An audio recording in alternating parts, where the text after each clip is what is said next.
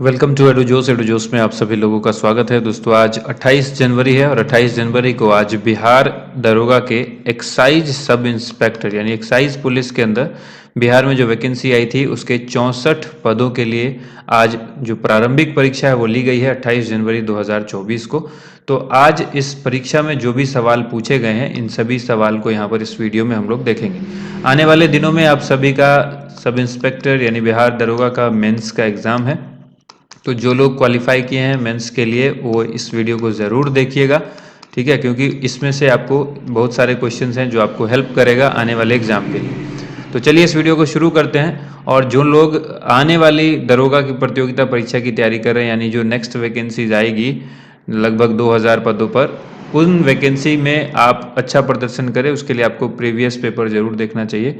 तो आज जो परीक्षा में 28 जनवरी को जो परीक्षा में सवाल पूछे गए इन सभी सवाल को जरूर देखिए। और अगर आप चैनल पर पहली बार आए तो चैनल को सब्सक्राइब करके बेल आइकन जरूर प्रेस कीजिए ताकि आपको हर वीडियो का नोटिफिकेशन सबसे पहले मिल सके।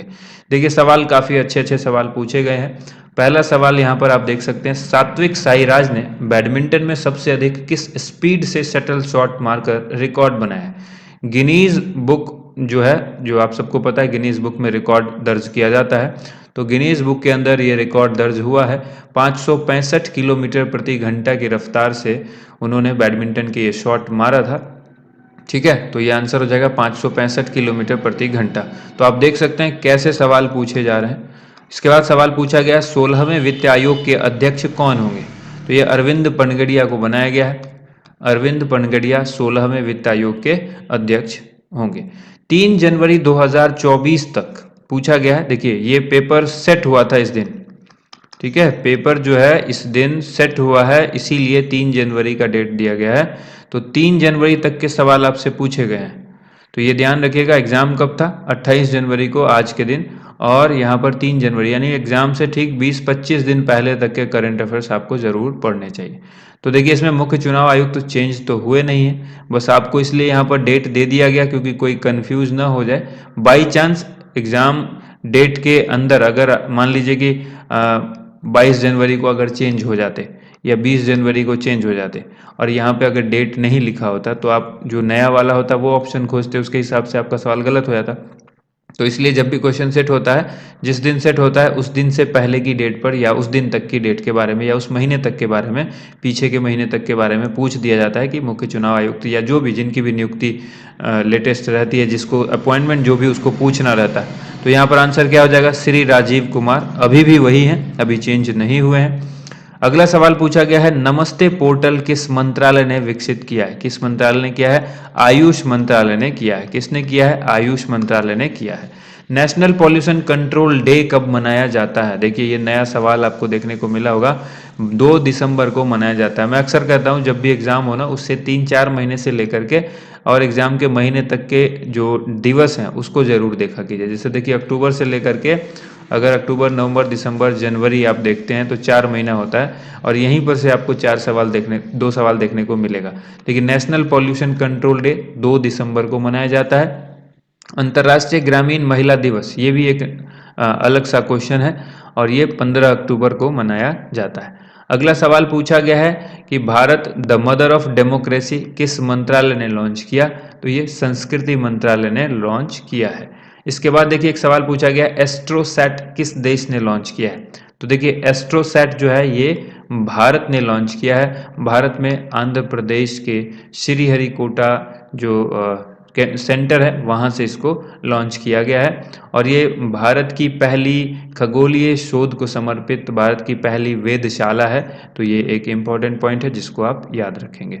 नेक्स्ट क्वेश्चन देखिए, PSLV C58 से किसको लॉन्च किया गया है? तो सवाल में हमें बताया गया कि C58 जो है वो पूछा गया, तो C58 कंफ्यूज करने के लिए आपको पूछा गया कि आपके ऑप्शन में आदित्य L1 भी दिया गया था और आदित्य L1 जो है वो C57 से लॉन्च किया गया था। तो इसको ध्यान रखिएगा, आदित्य L1 जो है वो किससे किया गया था? C57 से। और C58 यहाँ पर पूछा गया है तो ये किसको लॉन्च किया गया है? एक्सपोसैट होता है जिसको हम लोग कहते हैं, इसको अगर फुल फॉर्म देखेंगे तो आप एक्सरे पोलरीमीटर सैटेलाइट इसको बोला जाता है, इसको लॉन्च किया गया था।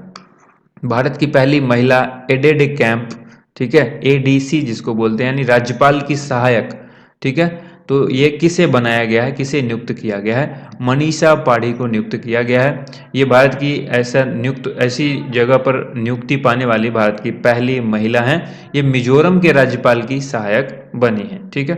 नेक्स्ट क्वेश्चन है India coast guard, Indian coast guard की जो स्थापना है वो कब हुई थी, 1 फरवरी 1977 को हुई थी। कब हुई थी, 1 फरवरी 1977 को इंडियन कोस्ट गार्ड की स्थापना हुई थी। अगला सवाल है बैलाडीला लौह अयस्क जो है ये कहाँ पर है, तो ये छत्तीसगढ़ के अंदर है। कहाँ पर है, छत्तीसगढ़ के अंदर है। फूड सेफ्टी इंडेक्स, ये जो 2023 में जारी हुआ है फूड सेफ्टी इंडेक्स, इसमें भारत का कौन सा राज्य टॉप 2 में शामिल है, ये सवाल भी पूछा गया है। तो देखिए टॉप 3 के लिस्ट आपको यहाँ पर हम बता देते हैं। टॉप फर्स्ट पर जो है वो कौन है, पंजाब, ये केरल है। सेकंड पोजीशन पर पंजाब है और थर्ड पोजीशन पर तमिलनाडु है। तो इसके अकॉर्डिंग टॉप 2 जो हो जाएगा वो केरल और पंजाब हो जाएगा, ठीक है। अगर केरल ऑप्शन में नहीं है तो पंजाब और तमिलनाडु हो जाएगा टॉप 2। नेक्स्ट देखते हैं बालाघाट मैग्नीज क्षेत्र जो है वो किस राज्य में स्थित है, तो ये मध्य प्रदेश यानी एमपी में स्थित है। कहाँ पर है, मध्य प्रदेश यानी एमपी में स्थित है। मोनाजाइट जो है वो किसका अयस्क है, ठीक है। पूछा गया है बालू के अंदर जो है मोनाजाइट पाया जाता है, मोनाजाइट किसका अयस्क है, तो आंसर हो जाएगा थोरियम का अयस्क है।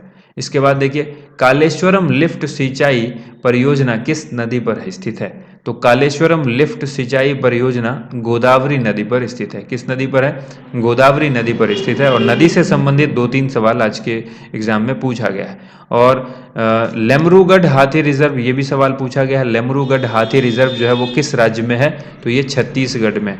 अब देखेंगे छत्तीसगढ़ और मध्य प्रदेश से बहुत सारे सवाल यहाँ पर पूछ लिए गए हैं। अगला सवाल है BRO जिसको हम लोग कहते हैं बॉर्डर रोड ऑर्गेनाइजेशन, इसकी स्थापना कब हुई थी, 7 मई 1960 को। यहाँ पर सिर्फ ईस्वी पूछा गया था, डेट हम यहाँ पर आपको बता दे रहे हैं 7 मई 1960, आप याद रखिएगा। BRO की स्थापना हुई थी। मानव शरीर में खाना पचाने के लिए कौन सा अम्ल बनता है, तो देखिए अमाशय के अंदर जो है हमारे कौन सा अम्ल बनता है, HCl बनता है यानी हाइड्रोक्लोरिक अम्ल बनता है, ठीक है। तो HCl यहाँ पर पचाने में सहायक अम्ल जो है वो हो जाएगा। ट्रांस साइबेरियन रेलवे मार्ग की कुल लंबाई कितनी है, ट्रांस साइबेरियन जो रेलवे मार्ग है उसकी कुल लंबाई 9288 किलोमीटर है। क्या है 9288 किलोमीटर। एक सवाल पूछा गया है अमित्र घाट किस राजा को कहा जाता है, अमित्र घात कहते हैं बिंदुसार को, ठीक है। बिंदुसार को कहा जाता है अमित्र घात। नेक्स्ट है वर्ल्ड इनोवेशन अवार्ड किसे दिया गया, 2023 में वर्ल्ड इनोवेशन अवार्ड दिया गया है शांता थोट्टम को। याद रखिएगा शांता थोट्टम को ये अवार्ड दिया गया है, शांता थोट्टम को ये अवार्ड दिया गया है, ठीक है। तो शांता थोट्टम इसका आंसर हो जाएगा। G20 बैठक में पर्यावरण और जलवायु अवलोकन के लिए G20 सैटेलाइट मिशन लॉन्च करने का प्रस्ताव किसने रखा, किस देश ने रखा, तो आंसर हो जाएगा भारत ने। और यहाँ पर अगर आपसे पूछा जाए कि देश न पूछ करके किसी व्यक्ति विशेष का नाम पूछा जाए तो आप याद रखिएगा PM मोदी ने ये प्रस्ताव दिया था, ठीक है। इसके बाद देखिए अगला सवाल है 1861 ईस्वी में इटली का शासक कौन बना, तो 1861 ईस्वी में इटली का जो शासक है वो विक्टर इमैनुअल बने थे, विक्टर इमैनुअल इसका करेक्ट आंसर होगा। नेक्स्ट क्वेश्चन देखिए प्राइमरी डिफिसिट का फॉर्मूला पूछा गया था, प्राइमरी डिफिसिट का फॉर्मूला यानी प्राथमिक घाटा का जो फॉर्मूला है वो पूछा गया था, क्या होता है, तो फिस्कल डिफिसिट यानी कुल राजस्व, उसमें से इंटरेस्ट को घटा देंगे, ठीक है, इंटरेस्ट पेमेंट को घटाएंगे यानी अपने ऋण पर जो ब्याज भुगतान है उसको छोड़ करके कुल व्यय को यहाँ पर कुल राजस्व में घटाएंगे। तो क्या आंसर निकल जाएगा, प्राथमिक घाटा। तो ये इसका फॉर्मूला हो जाएगा। टैले क्या है, टैले पूछा गया है कि टैले जो है वो क्या है, तो टैले फ्रांसीसी एक वर्ड है, फ्रांस का एक वर्ड है और फ्रांस में आम लोगों पर यानी आम जनता पर लगाए जाने वाला एक प्रकार का भूमि टैक्स है जो कि एक डायरेक्ट टैक्स है। और इस टैक्स के अंदर जो है वो क्या लगता है, जो भी कृषि उपज होती है यानी जो उपजाते हैं वहाँ के लोग, जो भी चीज़ खेती करके जो उपजाते हैं उसका 1/10 भाग जो है वो टैक्स के तौर पर देना पड़ता, तो इसको कहा जाता है टैले, ठीक है। नेक्स्ट जो क्वेश्चन है वो है जर्मनी की असेंबली को क्या कहा जाता था। तो जर्मनी की जो असेंबली है उसको क्या कहा जाता था, तो रिचस्टैग कहा जाता था। रिचस्टैग नाम की एक बिल्डिंग भी है जर्मनी की संसद भवन का, तो रिचस्टैग इसको याद रखिएगा। इसके बाद देखिए आयरन HeFr और थैलियम, इसमें से कौन संक्रमण धातु कौन सा है, तो संक्रमण धातु आयरन हो जाएगा इसका आंसर। पश्चिम की ओर बहने वाली नदी नहीं है, चार ऑप्शंस दिए गए थे, तापी, नर्मदा, पेरियार, गोदावरी। तो पश्चिम की ओर बहने वाली जो नदी नहीं है वो है गोदावरी। ये किधर बहती है, पूरब की ओर बहती है, पूरब की ओर बहती है। और बाकी जो भी नदी है ये पश्चिम की ओर बहती है, वेस्ट की ओर बहती है। ठीक है, तो इसको याद रखिएगा, ये नर्मदा, तापी और पेरियार ये सभी जो है पश्चिम की ओर बहती है। सूचकांक प्रदाताओं के लिए नियामक ढांचा पेश करेगा, कौन पेश करेगा, यानी जो सेबी है। ठीक है, सेबी जो है वो सूचकांक प्रदाताओं के लिए नियामक ढांचा पेश करेगा। करंट अफेयर्स का ये क्वेश्चन है, ये सवाल 2023 करंट अफेयर्स का क्वेश्चन है। विद्युत धारा का मात्रक पूछा गया है तो एम्पियर होगा। बमाको किसकी राजधानी है, बमाको जो है वो माली देश की राजधानी है। किसकी राजधानी है, माली देश की राजधानी है। नेत्र गोलक का व्यास, हमारी जो आंख होती है इसमें जो ये गोलाकार पार्ट है इसका व्यास पूछा गया है तो कितना होता है, तो व्यास 2.3 सेंटीमीटर होता है। और अगर mm में पूछा जाए तो 24.2 के आसपास आप इसको कैलकुलेट करके बता सकते हैं कि 24.2 mm होता है।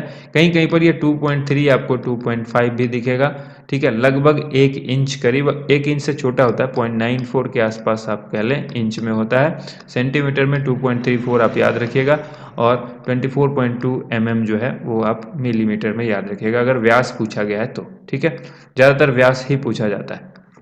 अब एक इक्वेशन जो है, 4 इक्वेशन दिया गया था, पूछा गया था इसमें से कौन असंतुलित समीकरण यानी बैलेंस्ड इक्वेशन कौन नहीं है, और ये ऑप्शन उसमें दिया गया था। तो देखिए ये बैलेंस्ड नहीं है, Mg+Cl2 MgCl3। यहाँ पर क्लोरीन जो है वो 3 हो जाता है, मैग्नीशियम तो 1 है वो ठीक है, क्लोरीन ये इस पार्ट में 2 है, इस पार्ट में 3 हो जाता है, तो ये बैलेंस नहीं है यानी असंतुलित समीकरण है। ठीक है, नेक्स्ट देखिए हाल ही में उत्तराखंड में किस सुरंग से मजदूरों को निकाला गया। बहुत ही अच्छा क्वेश्चन है। उत्तराखंड में जो सुरंग में दुर्घटना हुई थी, जो मजदूर फंस गए थे, तो वहां मजदूरों को जो निकाला गया था उस सुरंग का नाम पूछा गया है, सिलक्यारा सुरंग इसका नाम है। क्या नाम है, सिलक्यारा सुरंग इसका नाम है। नेक्स्ट क्वेश्चन, असहयोग आंदोलन गांधी जी ने वापस क्यों ले लिया। गांधी जी ने असहयोग आंदोलन को वापस क्यों लिया था, चौरी चौरा कांड जो हुआ था उसको हिंसात्मक रूप जब वो ले लिया था, जिसकी वजह से गांधी जी ने असहयोग आंदोलन वापस ले लिया था। इसके बाद सवाल पूछा गया एमनेस्टी इंटरनेशनल किस प्रकार का संगठन है, तो ये मानवाधिकार यानी ह्यूमन राइट्स पर आधारित संगठन है। तो आप इसको याद रखिएगा, ह्यूमन राइट्स ग्रुप यानी समूह का ये संगठन है। ठीक है, एमनेस्टी इंटरनेशनल।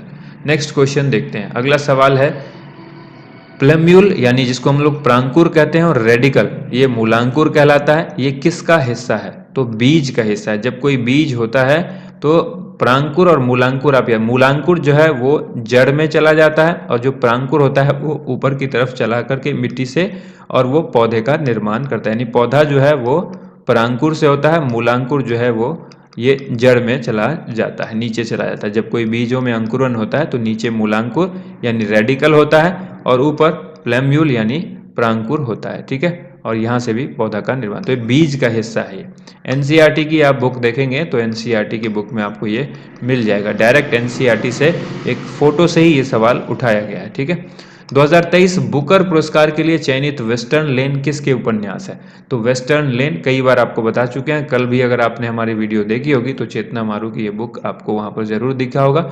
चेतना मारू की ये पुस्तक है वेस्टर्न लेन, इसको जो है 2023 बुकर पुरस्कार दिया गया। लॉन्ग वॉक टू फ्रीडम ये पुस्तक किसकी है, तो ये पुस्तक नेल्सन मंडेला की है।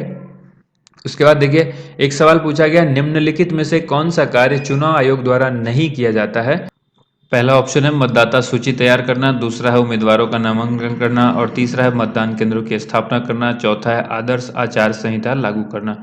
तो देखिए चुनाव आयोग का जो कार्य है वो नहीं क्या है, उम्मीदवारों का नामांकन करना। ठीक है, उम्मीदवार जो अपना नामांकन है, नामांकन पत्र जो जमा करते हैं वो डिस्ट्रिक्ट मजिस्ट्रेट यानी जिला अधिकारी के पास करते हैं। तो आप सबको पता होना चाहिए। तो राइट ऑप्शन क्या हो जाएगा, ऑप्शन बी यहाँ पे इस क्वेश्चन का करेक्ट आंसर हो जाएगा। ठीक है, उम्मीद करते हैं आप सबको ये वीडियो पसंद आई होगी। इस वीडियो में जो भी क्वेश्चन बताए गए हैं 100% ऑथेंटिक जेन्युइन क्वेश्चन हैं जो एग्जाम में पूछे गए हैं। ठीक है, अगर आपको कोई क्वेश्चन एक्स्ट्रा याद है तो आप कमेंट करके ज़रूर बताइएगा।